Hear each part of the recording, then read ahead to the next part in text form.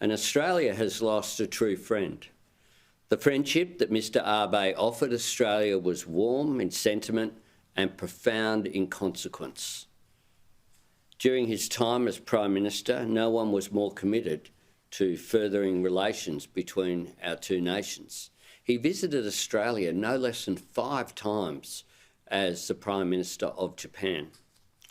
Mr Abe was instrumental in delivering several historic developments between Japan and Australia. Among them was the ratification of the Japan-Australia Economic Partnership Agreement, which created new opportunities for Australian businesses in Japan. He was a tireless champion for the comprehensive and progressive agreement for the Trans-Pacific Partnership, which has brought huge benefits to Australia. He elevated our bilateral relationship to a special strategic partnership. Under his long-standing advocacy for closer links between our two nations, we have also increased defence cooperation, including through the recently signed Reciprocal Access Agreement.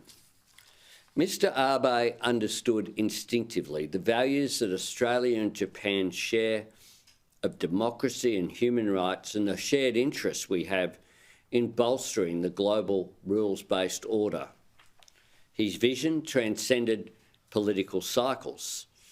It was 8 years ago yesterday, the 8th of July 2014, that he addressed both houses of the Australian Parliament, a historic address. He spoke frankly about the horrors of the Second World War and conveyed with the greatest sincerity condolences towards the many who lost their lives. 4 years later, in 2018, he was the first Japanese leader to visit Darwin and to lay a memorial wreath while he was there. Mr Abe was a great statesman who made a difference. His vision of a free and open Indo-Pacific has had a profound effect on regional and global security and in forming the Quad. President Biden, Prime Minister Modi and myself have issued a joint statement as Quad leaders in recognition of Mr Abe's role in the formation and the strength of the Quad in our region. Mr Abe represented certainty in a changing world. Our friendship with Japan is one of the central elements of Australia's international relations.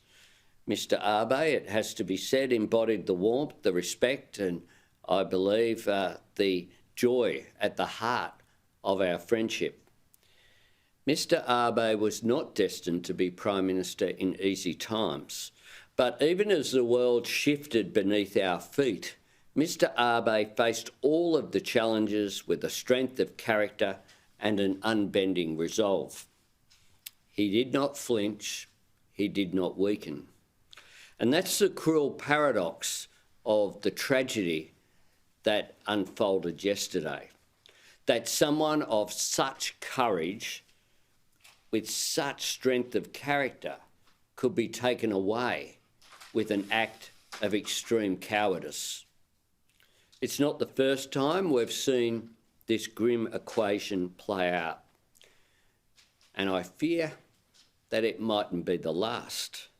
But I want to say this to our friends in Japan, as I've conveyed in speaking to the ambassador this morning, in their time of shock and grief.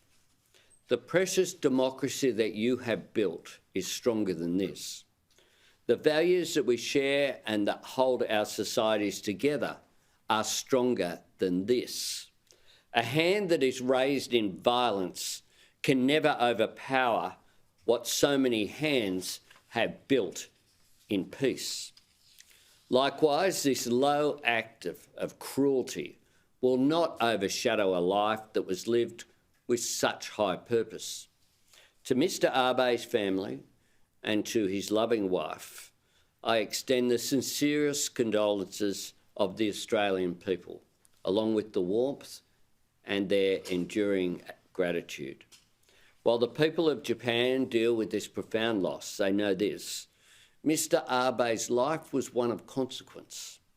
He made a difference. He changed things for the better, not just in Japan, but in our region in particular, but also around the world.